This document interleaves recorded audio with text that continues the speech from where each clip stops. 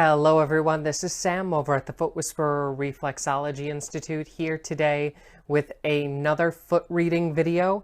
Thank you all so much for continuing to reach out via email and sending me your foot pictures. It's amazing to find out where you all are from, how you found out about us, other foot reading stories that you have, and of course, if you would like to submit your feet for these foot reading videos in our foot reading video series, you can always do so at sam@footwhisperer.com. That is my personal email for the Institute that I respond to every single day. All of your questions, comments, and concerns. So definitely send us your foot pictures if you want to be a part of the video series. But as always, just a reminder, we are not going to DPT, diagnose, prescribe, or treat. Instead, these videos are always aimed to ACE, or assess, coach, and educate based on reflexology theory. And without further ado, this one's a little bit of a long one, but some awesome stuff in this video. Here you go. Okay, everybody, thank you so much for, again, tuning in. We are going to jump right in with Betsy's feet. Thank you, Betsy, for sending in photos of your feet.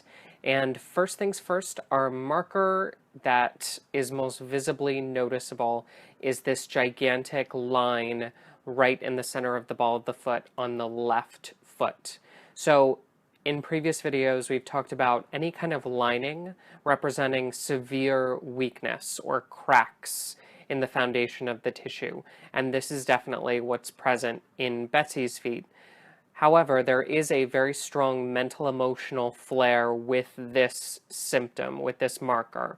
So whenever we have a crack in the ball of the foot, it always represents, since the ball of the foot is horizontal zone 2, that emotional space. Anything that happens here, ranging from bunions to neuromas, to cracks in the ball of the foot, all have an emotional slant to them because of where they're located, and this line is no exception. It is on the left foot, so it represents both the left chest, lung, shoulder area, but also the present mental emotional state, specifically the present emotional state of Betsy.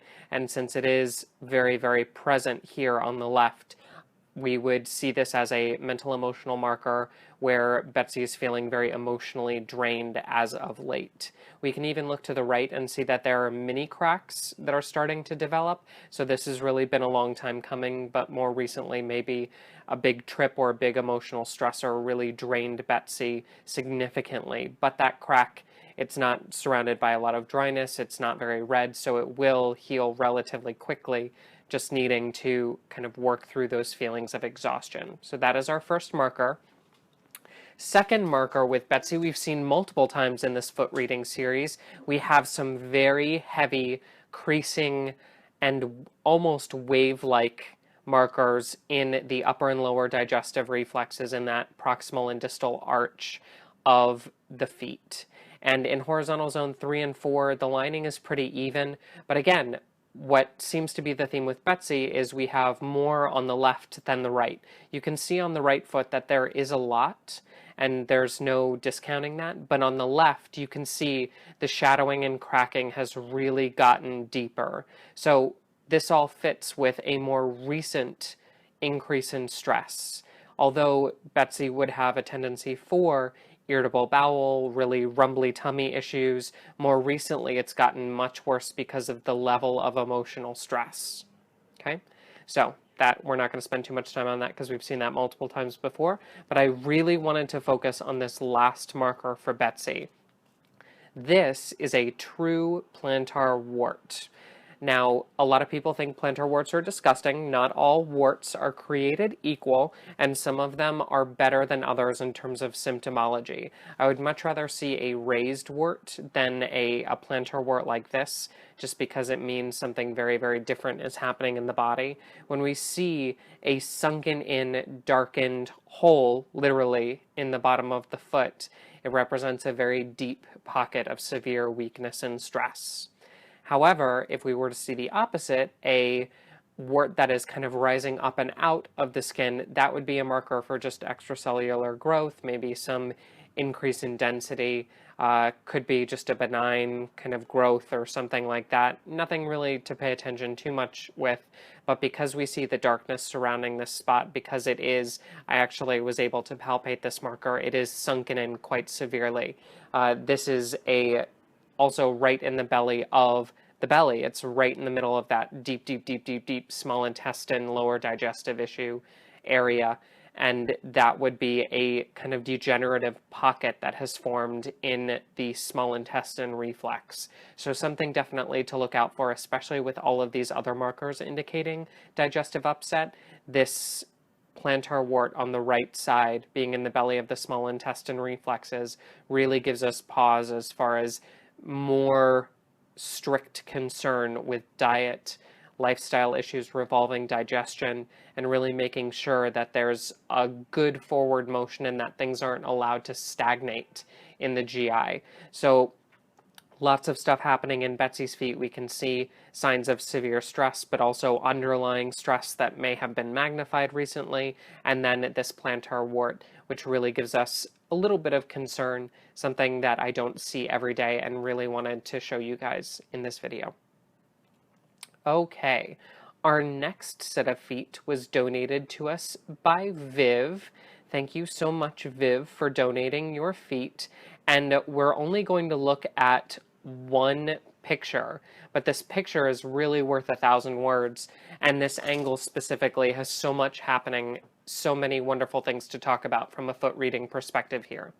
Okay, our first marker, again with the lining. Lining is an air symptom. It's always about weakness, overextension, overdrawnness, hypermobility, and we see a lot of baby lining happening on this medial arch. And the medial arch in reflexology represents those spinal reflexes. So right off the bat, we can see a lot of weakness and degeneration of the spinal reflexes. Specifically, as we go lower on those spinal reflexes, more towards the heel, you can see the lines actually get deeper and more intense. So that would be a marker for a lot of lower back stress. Pretty simple with that. But then we have a different elemental marker. So as far as elements go, we have air in terms of the lining, but then here we have an excess of water, or a watery symptom where fluid is actually starting to build up and coagulate in the tissues, but it's underneath the surface. And this is a textbook example of herniation in the reflexes. When we think of discs being bulging in the body, where the actual fluid in the disc has started to leak out or seep out of the disc, may or may not be pinching on nerves. This is exactly what's happening from a fluid perspective in the feet. And here, this represents a lot of herniating or building up of fluid pockets in that lower back sciatic area. This is something I see a lot to indicate true low back pressure. So if somebody's coming in and they're complaining of, my back is killing me, I have sciatica, this is what I look for. This is really a marker of, yes, there is fluid stagnation, the body is not moving properly. It's very much a sign of a true direct low back issue. Versus if this isn't present, I'm more apt to look at something like the hips. I'm more apt to look at something like even excess tension in the neck and shoulders that may be weighting down the low back, causing a pseudo low back flare-up. But this is definitely something that I would say is true low back territory issue. And relating to water. So this lifestyle change would definitely need to be fluid related, pushing fluid through movement, but also ingesting more water to hydrate and recirculate the tissues. And running into our third marker, again, we have a water-based symptom. We have superficial vasculature here. Now, in our third set of feet, we're going to see a different kind of superficial vasculature that is benign. Here, we see superficial vasculature that is actually a little bit more toxic, a little bit more stagnant, a little bit more kind of deep purplish in color. This is what I like to call a combination of water and fire. So fire is always inflammation in the body. You can see that in terms of redness, heat, pain, and spasm. Here we have a watery symptom. We have the veins, we have the stagnation of blood, but the vessels have raised up to the surface, indicating heat and inflammation in the vasculature itself. Now, from a reflex perspective, this area in the medial ankle represents all the deep pelvic reproductive reflexes. So here, paired with the herniation markers in the low back reflexes, we can see a lot of inflammation in the core, deep, deep, deep, deep into the pelvis. So a lot of kind of propensity for UTIs even, but also we have very deep inflammation of the pelvis, which may result in bursitis. Some pelvic floor collapse may be evident, even just some very mysterious pain or bloating, sharp kind of stabbing pains in the pelvis, all fluid related though. So the heat, the inflammation that's present to raise that vasculature is kind of playing tricks and may manifest in a multitude of symptoms, but all related back to that idea of stagnant blood, stagnant fluid, stagnant lymph, not being able to move enough. So again, with the dehydration and the lack of movement, rehydration and increase of movement will push that fluid out of the pelvis and out of the hips to really make sure that it gets circulated properly. So we have very interesting markers here ranging from the weakness around the spinal reflexes to the coagulation of fluid in the deep pelvis.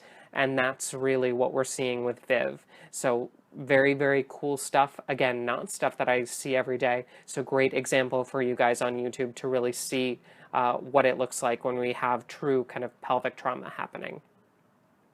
Last but certainly not least, we have Elizabeth. Elizabeth actually is a reflexologist up in Canada. She reached out to me via email. Thank you so much, Elizabeth, for submitting pictures of your feet. And a couple really quick things.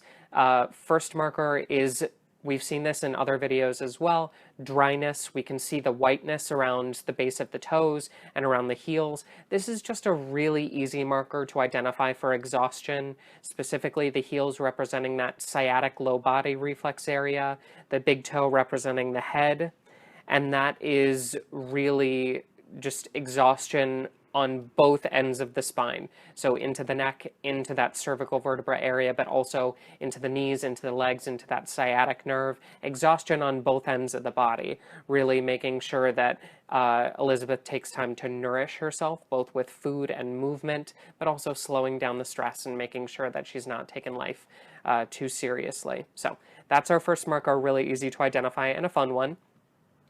Our next marker, though, is something we have not encountered in this video series, but something that I am so passionate about.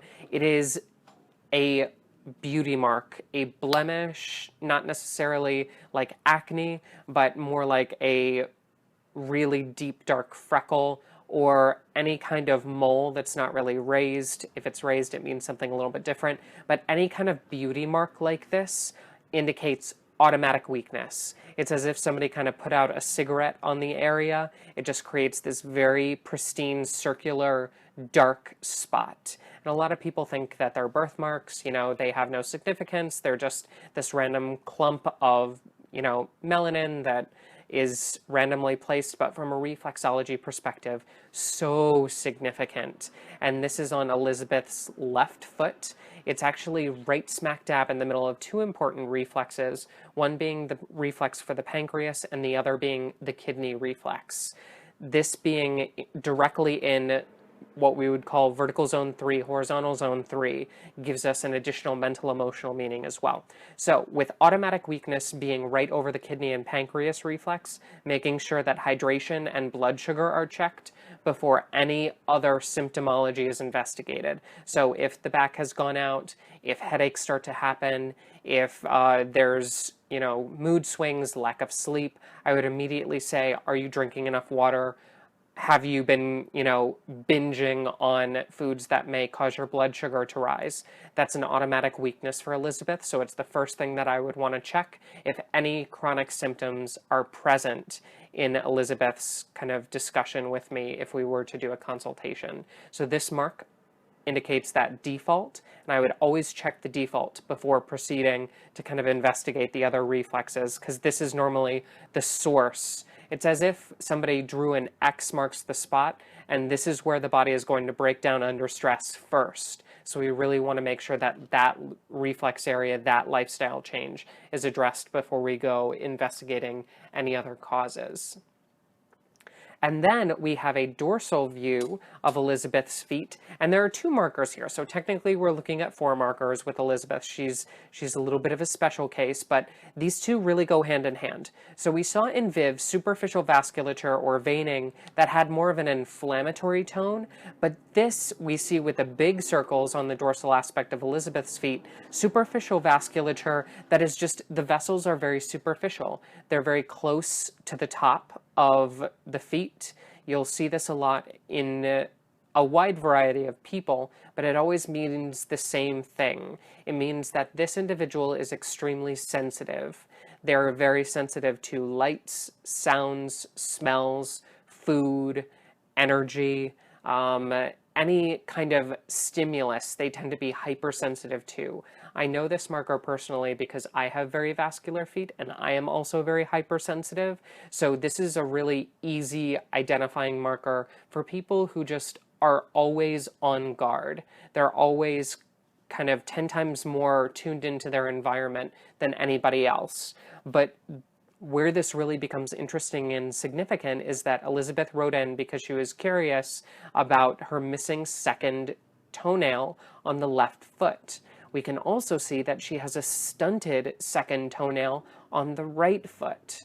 And this is really where the sensitivity conversation gets interesting, because the missing nail on any toe is extremely significant as a missing piece of that vertical zone. Second toe represents the influence of feelings and emotions. But we also have the stunted second toenail on the right foot, meaning that she's always had trouble with this area before the toenail was lost. So her marker was superficial vasculature, making her hypersensitive, and then her second toe being the feelings and emotions toe, missing a toenail but also being stunted, means that Elizabeth has this complex of being super overly sensitive to the point where she just loses her emotions altogether, normally resulting in a shutdown or feeling like she's really closed herself off from that sensitivity entirely once it's gotten too dramatic. And these are 2 markers that really work well in concert with each other. And the recommendation that I really gave Elizabeth via email was to make sure that she lets her heart be open, but that she also has really strong boundaries to respect her sensitivity, to respect her natural kind of proclivity for being emotionally sensitive, but also making sure that she doesn't get overwhelmed as easy. This is a really quick fix and a very mental emotional sway to the markers for Elizabeth.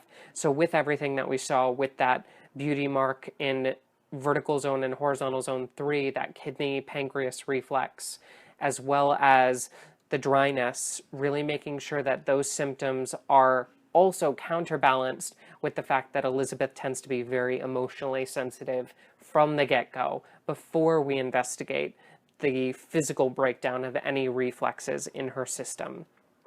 So, very interesting markers in this video. Please remember to like, share, comment, and if you would like to submit your feet, you can always shoot me those pictures via email at sam@footwhisperer.com. And here is the last word.